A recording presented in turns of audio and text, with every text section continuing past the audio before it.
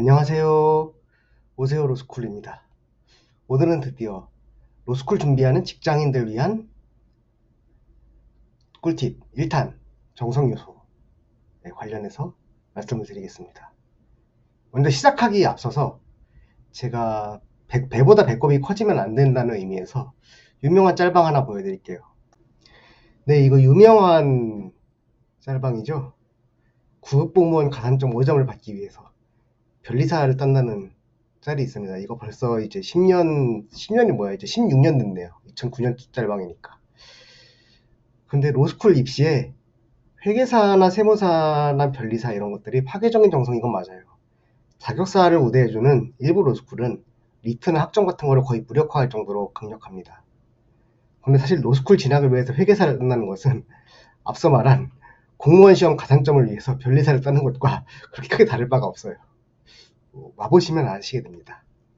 나중에 혹시 뭐 회계사도 있는 변호사, 변호사도 있는 회계사 이런 거를 하기 위해서라면 좋은 선택이에요. 굉장히 앞으로 변호사가 된 뒤의 커리어를 위해서는 굉장히 좋습니다. 그런데 로스쿨 입시가 매년 어려워지고 있고 나이도 또 암묵적으로 보거든요. 이걸 안 본다고 다들 안 본다 그래요. 뭐 물어보면. 그런데 안 보니까 암묵적으로 좀 나이를 보니까 이익 형량을 잘 하셔가지고 로스쿨 입시를 가지고 먼저 하는 게 유리한가. 웬만하면 아마 먼저 하는 게 유리할 거거든요. 그래서 잘 생각해 보시길 바라겠습니다. 예, 그러면 2번으로 정성 요소는 아닌데 이거는 꼭 먼저 해야 됩니다. 토익 950점, 안 되겠으면 900점은 무조건 넘기고 시작을 합시다. 이게 로스쿨 원서 접수에 앞서가지고 토익 점수를 만들려고 하면 생각보다 힘들어요. 뭐 자기소개서를 써야 되고, 그러니까 리트 보기 훨씬 전에 지금부터 만들어 놓으시고, 대부분의 일정 점수만 넘기면 되지만 리트를 보기 전에는 어느 학교의 원서를 넣게 될지 몰라요. 그렇기 때문에 뭐 990점까지 다 단계 점수를 다르게 주는 그런 학교를 지원하게 될 수도 있고 하니까 유효기간 만료가 되지 않은 950점 이상 점수가 없다면 지금 영상을 끄고 토익부터 만들고 다시 보세요. 구독, 좋아요, 알림 설정하고 영상 끄고 토익부터. 그 다음에 3번 소소한 것이라도 학부 졸업 후에 원서 접수 당시까지 계속해온 것이 좀 있어야 돼요. 그러니까 아무래도 로스쿨 입장에서는 결국에는 뭐 회사를 다녔다 내가, 아니면 뭐 다른 거를 했다 그래도, 다른 일을 했다 그래도 사실은 공백기거든요. 그러니까 공백기가 최대한 아니라는 걸 소명을 해줘야 돼요. 로스쿨에서 보는 거는 1번 성실성, 2번 수험 적합성입니다. 성실성에 대해서 먼저 말씀을 드리자면, 직무 자체가 엄청 바쁜 직업에 종사 중이라면 뭐 성실성은 매일 올리는 보고 자료라던가 그런 거 가지고 좀 이렇게 자기소개서에 녹여낼 수가 있어요. 예를 들면 저 같은 경우에는 매일 아침 그 자산운용사 다니면서 시황 업데이트 보고를 했어요. 저는 원래 뉴스 보는 걸 굉장히 좋아하고 금융시장 뉴스 보는 건 더 좋아해요. 요즘도 뉴스 보는 걸 좋아해서 변호사 시험 바로 앞둔 로스쿨 3학년생이라 찾아볼 최신 판례 뉴스 이런 거 찾아보고 그래요.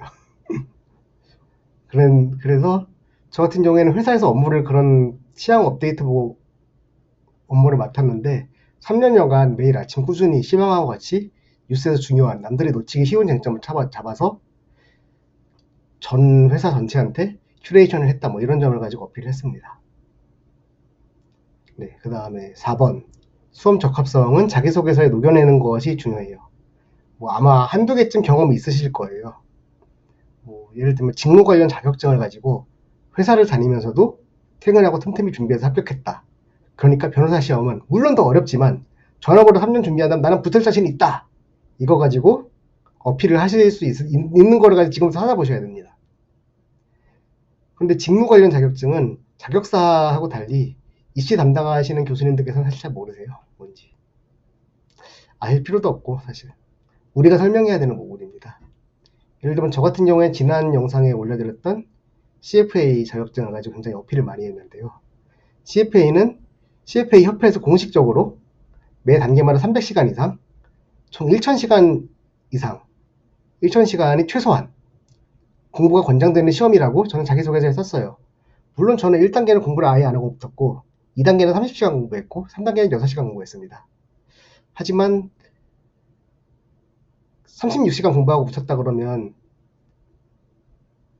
자기소개서 보시는 교수님들이 떨어뜨리겠죠.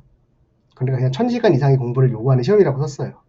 혹시 이거 시청 중에 계신 교수님들 계시면 죄송합니다. 그런데 제가 공부 안 하고 붙은 걸 어떡겠어요.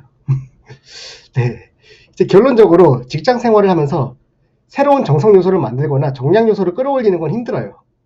정성 요소는 만들면 만들 수는 있는데 그만큼 가치가 있는가가 의문이 되고, 정량 요소는 이미 직장인이시면 학점을 올리실 수가 없잖아요. 그리고 리트 훈련하는 거가 그렇게 좋은 것 같지 않다는 거는 그 전에 FAQ 세션에서 브리프하게 말씀을 드렸습니다.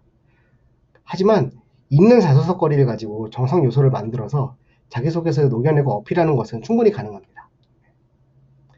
그렇다면 모두 화이팅 하시고, 근데 로스쿨 오는 거는 다시 한번 생각해 보세요.